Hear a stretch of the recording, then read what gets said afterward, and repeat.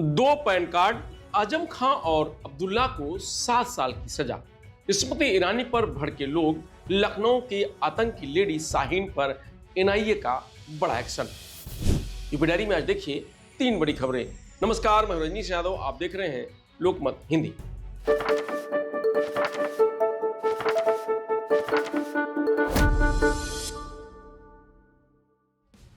Samajwadi party के वरिष्ठ नेता मोहम्मद आजम खां और उनके बेटे अब्दुल्ला आजम खान को फिर से जेल भेज दिया गया है। रामपुर की विशेष एमपी एमएलए अदालत ने सोमवार को 2 अलग अलग जन्मतिथि दिखाकर 2 पैन कार्ड बनवाने के 2019 के मामले में दोषी ठहराते हुए 7 वर्ष कारावास की सजा सुनाई।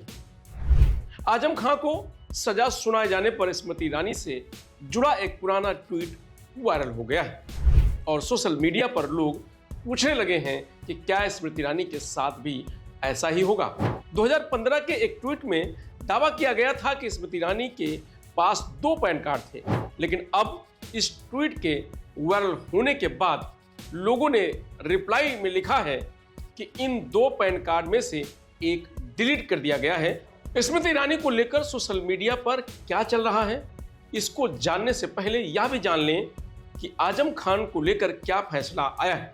विशेष एमएलए कोर्ट के मजिस्ट्रेट शोभित बंसल ने सोमवार को दस्तावेजी साक्ष्यों और गवाहों के बयानों की पड़ताल के बाद पिता पुत्र दोनों को दोषी करार दिया है। फैसला सुनाए जाने के बाद 77 वर्षीय आजम खान को भारी सुरक्षा व्यवस्था के बीच रामपुर जिला जेल भेज दिया गया। जेल ले जाते समय पत्रकारों से बातचीत में आजम खान ने संक्षिप्त टिप्पणी की। बोले कि अब क्या कहा जाए, अदालत का फैसला है।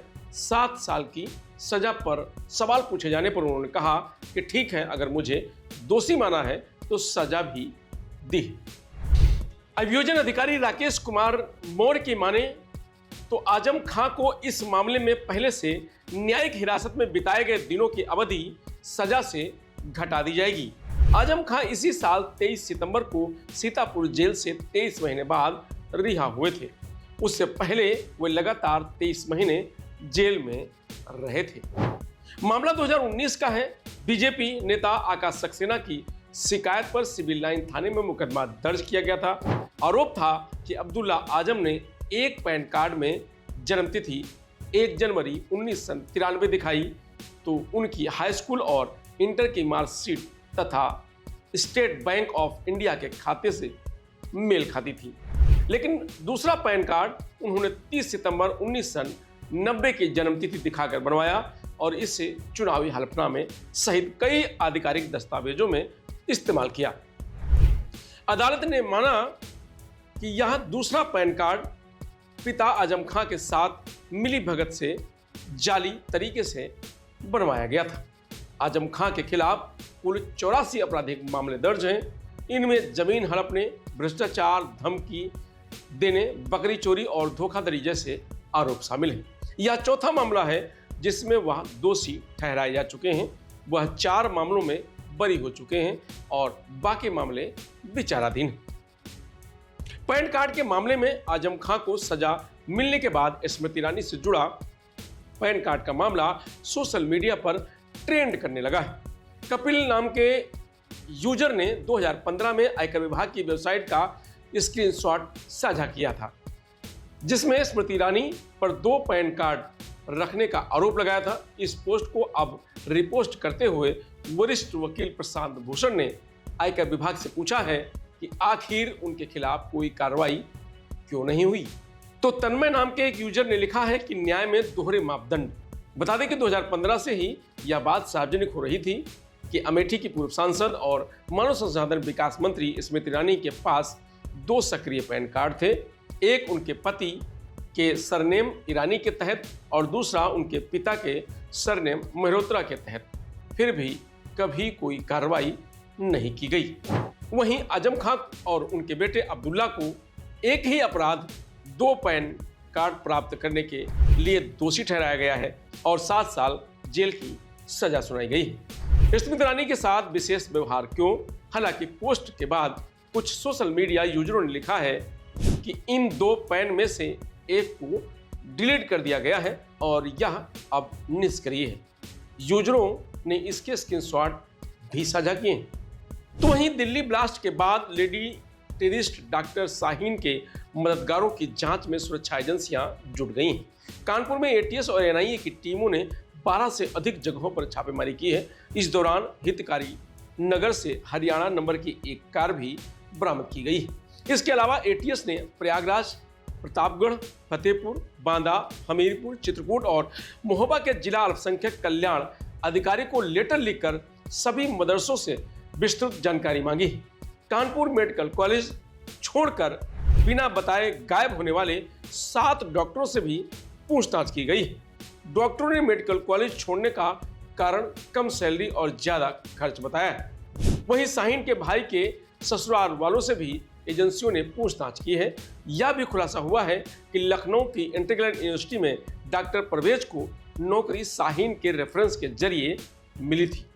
मड़ियाओं में परवेज को घर दिलाने में भी तमीम का नाम सामने आया है, जिससे लेकर एनआईए और एटीएस पूछताछ कर रही है। दरअसल एजेंसियों को इनपुट मिले थे कि शाहीन ब्लास्ट से 25 दिन पहले कानपुर आई थी।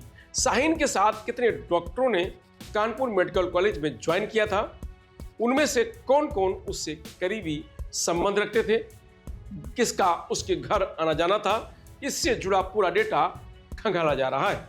दिल्ली ब्लास्ट के बाद यूपी से अब तक 5 डॉक्टरों को सुरक्षा एजेंसियां उठा चुकी हैं। सबसे पहले सहारनपुर के डॉक्टर आदिल को पकड़ा गया, फिर लखनऊ की रहने वाली डॉक्टर शाहीन और उसके बाद उसके भाई परवेज को एटीएस ने गिरफ्तार किया था।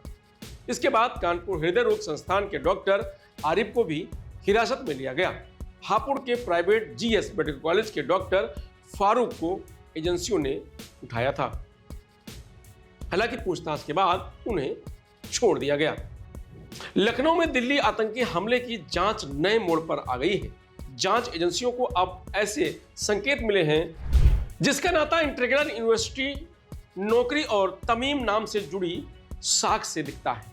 सूत्रों के मुताबिक डॉक्टर परवेज को विश्वविद्यालय में नौकरी रेफरेंस के जरिए मिली थी।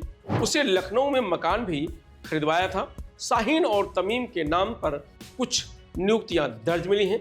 मड़ियाओं में परवेज के आवास दिलाने में भी तमीम का नाम सामने आया है, जिसे लेकर एनआईए और एटीएस दोनों गहरे स्तर पर पूछताछ कर रही हैं। दिल्ली ब्लास्ट के बाद अब मीट फैक्ट्रियों का कनेक्शन भी खंगाला जा रहा है। बरेली पुलिस ने भी जांच पड़ताल शुरू कर दी है। यूपी की मीट कंपनियों में कश्मीर मूल की सिक्योरिटी कंपनियां सेवाएं दे रही हैं। इन कंपनियों में सिर्फ कश्मीरी ही सिक्योरिटी गार्ड होते हैं।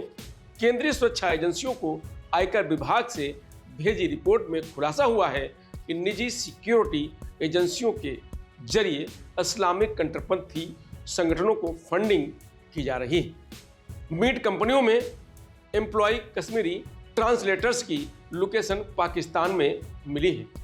मेरठ, आगरा, बरेली, उन्नाव में यह मीट कंपनियां स्थित हैं। यूपी एटीएस ने केंद्र की सुरक्षा एजेंसियों की इनपुट पर जांच शुरू की है। एनआईए, एटीएस, इंटेलिजेंस ब्यूरो, खुफिया समेत कई केंद्रीय व राज्य की एजेंसियां सक्रिय हैं। अलग अलग जांच में सामने आया है कि डॉक्टर शाहीन के भाई परवेज की ससुराल कानपुर में है। यहाँ उनके कई और रिश्तेदार भी रहते हैं। सूत्रों के मुताबिक कुछ दिन पहले डॉक्टर शाहीन के ससुराल जनों के यहाँ आने के सुराग मिले थे। इस पर जांच एजेंसी उसका ब्यौरा हासिल करने के लिए शहर पहुंची। यहाँ उनको सटीक लोकेशन नहीं मिल सकी। कुछ रिश्तेदारों ने जांच एजेंसियों को रेल बाजार और बापूपुरा क्षेत्र की जानकारी दी। टीम वहां गई और शाम को डिटेल लेकर रवाना हो गई। फिलहाल यूपी डायरी में आज इतना ही। कल फिर मिलेंगे नई खबरों के साथ। तब तक आप बने रहिए लोकमत हिंदी के साथ। नमस्कार।